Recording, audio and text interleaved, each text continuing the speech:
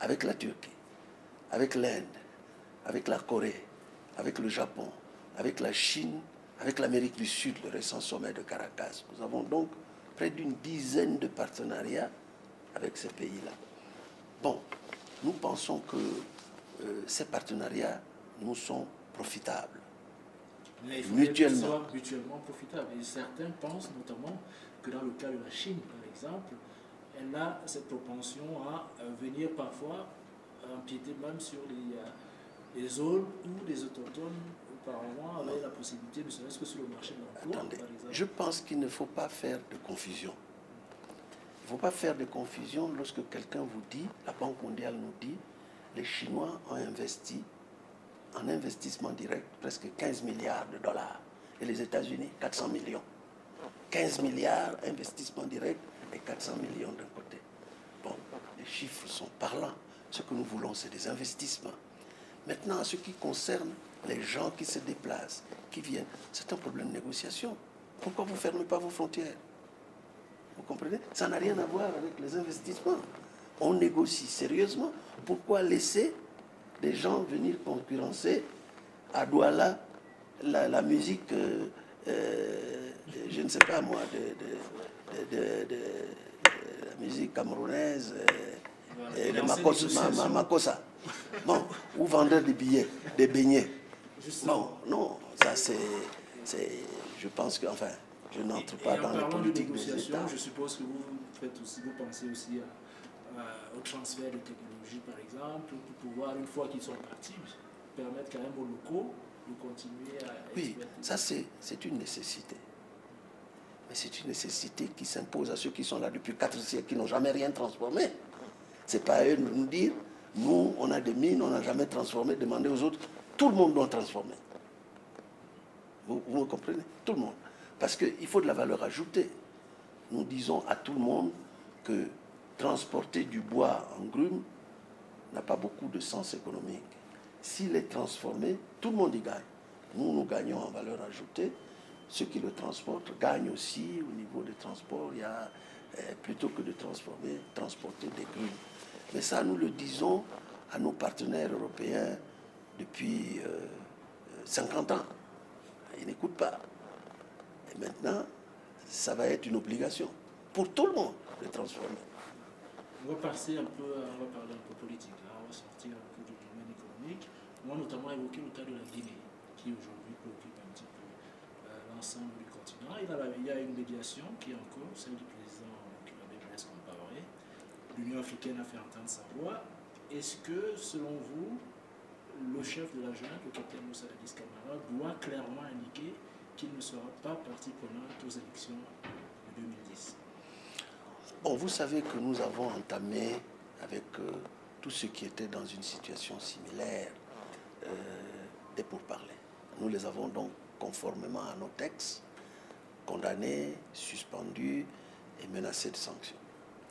Bien, nous venons de résoudre le problème de Madagascar, nous avons résolu celui de la Mauritanie, la Guinée-Bissau également. C'est au moins, peut-être pas les causes profondes du conflit, mais les causes, en tout cas apparentes, la situation a été résolue.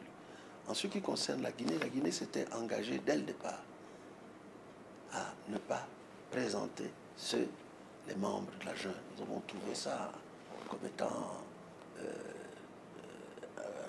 quelque chose qui nous permettait de travailler avec ce pays-là.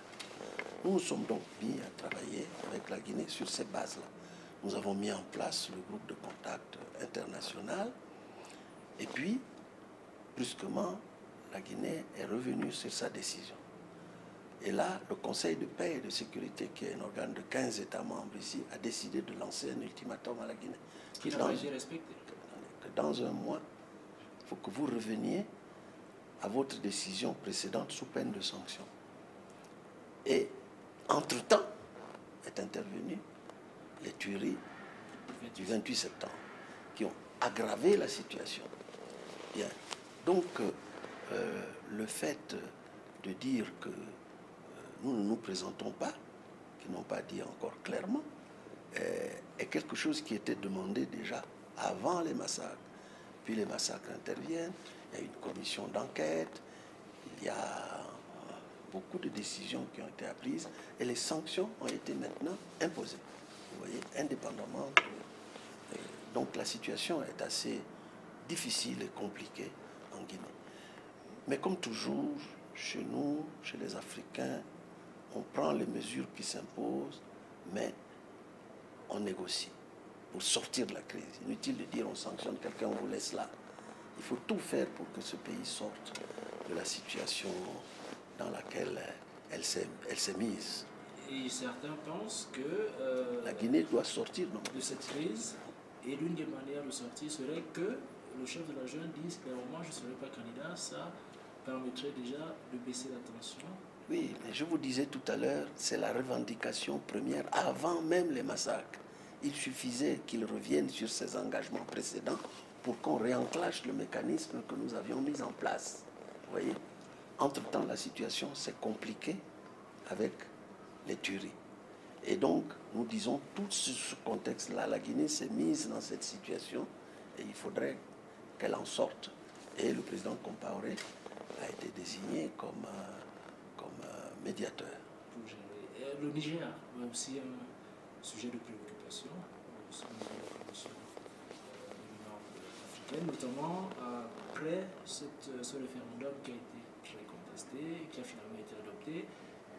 On lui a demandé de ne pas organiser des élections législatives. Ça a été fait. Finalement, est-ce que vous entérinez ce processus ou est-ce que l'Union africaine est toujours sur la base de revenir à l'ordre constitutionnel? Non. D'abord, je crois qu'il y a deux situations qu'il ne faut pas confondre. D'abord, l'Union africaine a entériné toutes les décisions prises par la CEDEAO. L'Union africaine les a entérinées à au sommet qui s'est déroulé à Abuja. Nous avons entériné les décisions prises par la CEDEAO, décisions que vous connaissez, qui étaient des décisions assez dures. Bon. Deuxièmement, en ce qui concerne le principe, il y a chez nous des textes clairs, précis, lorsqu'il s'agit d'accéder au pouvoir par des voies non constitutionnelles, ou d'État ou autres. Vous accédez au pouvoir par des voies non constitutionnelles. Mais lorsque, comme on dit, vous vous maintenez au pouvoir par des voies non constitutionnelles, il n'y a pas encore de pendant. Les textes de la CEDEAO semblent plus contraignants que les nôtres. Et donc nous avons pensé que dans cette circonstance, dans ce contexte particulier, il est bon d'entériner les décisions de la CEDEAO. Voilà où nous en sommes. Donc d'un côté, nous entérinons les décisions de la CEDEAO. De l'autre côté, il y a un déséquilibre dans la comparaison qu'on veut faire entre l'accession et le maintien. Mais ceci étant dit, je dois vous dire que j'ai envoyé au Niger plusieurs missions. Vous voyez, je n'ai pas attendu les manquements ou les silences des textes pour envoyer des missions. Donc j'ai envoyé 2 missions en particulier. L'une est allée avec la CEDEAO pour voir comment ce pays pouvait renouer le dialogue avec son opposition, être un peu plus flexible dans les décisions qui ont été prises. Très rapidement, on va parler de la Somalie qui est aussi un cas très préoccupant, notamment cette mission hybride ONU-Union africaine qui